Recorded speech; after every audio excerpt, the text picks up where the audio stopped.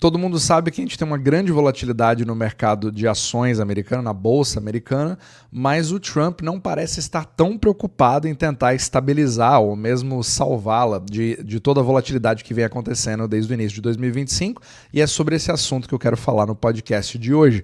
Então, o que eu quero comentar é um pouco obviamente, das várias atitudes que estão sendo tomadas ao mesmo tempo e criando uma enorme confusão e sinais totalmente confusos na macroeconomia, mas é interessante também ver o que não está sendo feito. Então, bem diferente do ano passado, quando você tinha uma previsibilidade muito maior na Bolsa de Valores americana, você agora tem exatamente o contrário disso. E eu também falo bastante nesse podcast em relação à separação completa entre a Bolsa de Valores, o mercado de ações, o mercado financeiro e o mercado real, né?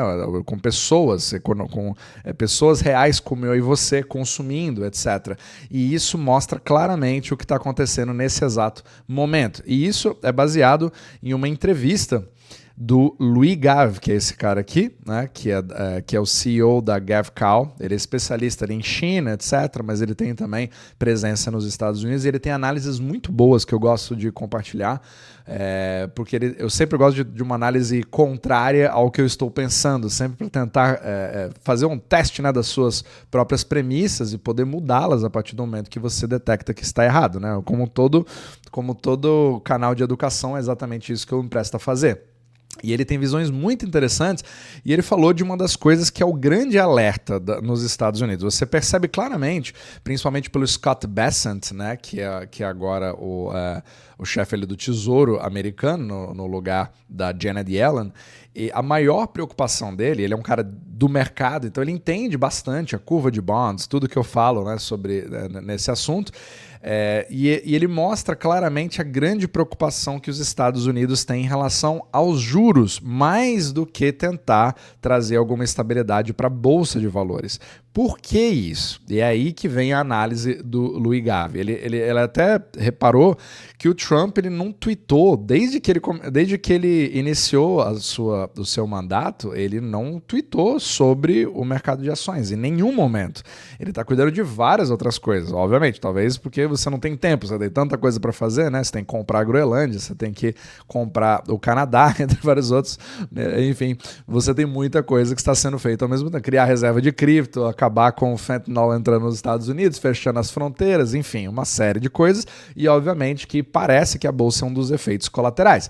Agora, por que a importância tão grande do Scott Bessent e o foco do governo está sendo de trazer a curva de juros para baixo, e não está sendo nem falado sobre o Fed em si, ele não está nem ligando muito para o Fed, ele quer mais que os juros de 10 anos sejam trazidos para baixo. E por que exatamente o de 10 anos? A gente sabe que ele é usado como referência para os juros de mortgage, que é justamente o financiamento imobiliário americano. E a gente sabe do problema que é hoje na economia real, esse mercado está completamente congelado. Mas o grande argumento trazido aqui pelo Louis Gave não é bem esse. Ele é em relação às dívidas corporativas. Então são os bonds, mas não do governo, bonds de empresas americanas. E ele falou uma coisa muito interessante. No segundo semestre desse ano, você vai ter uma quantidade enorme de bonds corporativos que estão vencendo. E esses são bonds de 5 anos. E se você pensar, né, 5 anos atrás, era 2020. Então, durante a pandemia, você teve ali aquele grande estímulo, entre aspas, né, que eu falo aqui, em relação aos juros mais baixos assim, pelo menos nos últimos anos, que fizeram com que as empresas se refinanciassem rapidamente. Ele até argumenta que seria praticamente insano você, como uma grande empresa, naquele momento, não refinanciar as suas dívidas para dar todo aquele fôlego. Porém, a maioria dos bonds corporativos americanos, eles têm um vencimento de 5 anos e agora chegou a hora de poder renovar tudo isso, certo? E é nessa renovação que ele vê um grande problema, porque agora os juros não estão mais baixos como em 2020, está bem mais alto. E o problema é que, diferente de governos, a dívida corporativa, você não consegue imprimir os dólares para você pagar a sua própria dívida, né? Você não é um banco, você não é um país, então você precisa arranjar esses dólares para pagar as suas dívidas baseado na sua performance como empresa. E aumentando imediatamente o custo dessas empresas, principalmente numa economia que está cada vez mais capenga, você cria mais uma força deflacionária em cima da economia americana, que é exatamente o que você não quer que aconteça.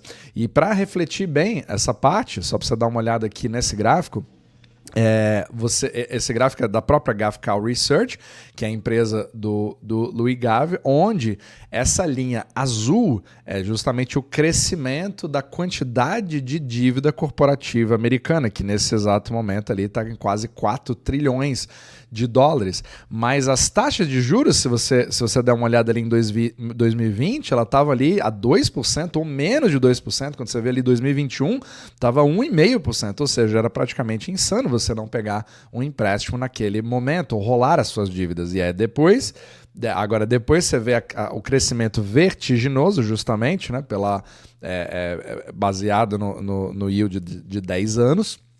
Você percebe a grande subida também dos bonds corporativos, da mesma forma que os juros americanos também subiram na maior velocidade possível. E agora, para poder refinanciar, eles estão vendo uma parede de dívidas, né? E é claro que tudo isso cria uma confusão sobre o que pode acontecer, quais são os impactos para a economia, e é justamente isso que eu vou guiando determinadas pessoas. Até eles perguntam assim, o que eu devo investir, o que eu devo fazer.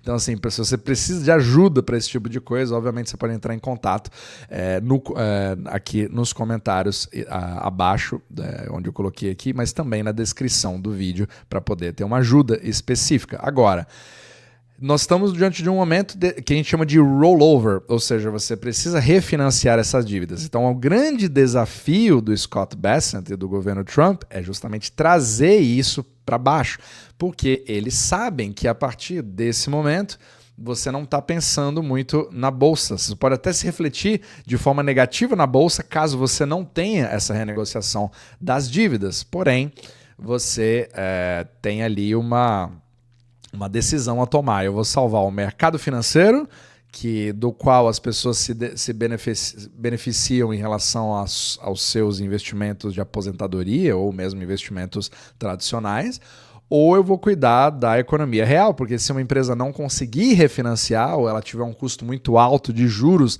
nas suas próprias dívidas que foram roladas, você não consegue manter os seus funcionários e aí você cria mais uma cadeia de demissão, além da que já está sendo feita hoje no serviço público americano pelo DOGE. Então você tem uma quantidade muito grande de movimentação no mercado de trabalho que pode criar um choque ali de oferta, né, ou de demanda, pelo fato de você estar tendo uma quantidade imensa de mudanças, e esses fatores acabam sendo deflacionários, não, ainda por cima levando em consideração toda a parte da imigração, que eu já falei em outros capítulos também, que por um lado é inflacionário porque você não tem ali a quantidade de pessoas para trabalhar como se tinha antes, baseado na imigração ilegal, mas ao mesmo tempo cria um outro problema deflacionário que é menos demanda ainda por moradia. E aí você vai criando vários tipos de pressão. Tudo isso só para agregar um pouquinho mais e dar cada vez mais aquela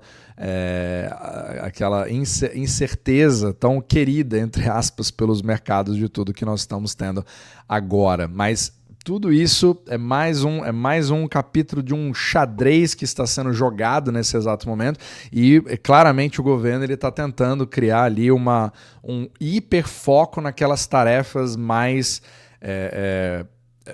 urgentes, baseada na visão do governo americano. Então o Scott Bessent está muito focado em juros, quer que essa curva de juros baixe e parar com essa questão de juros altos, etc.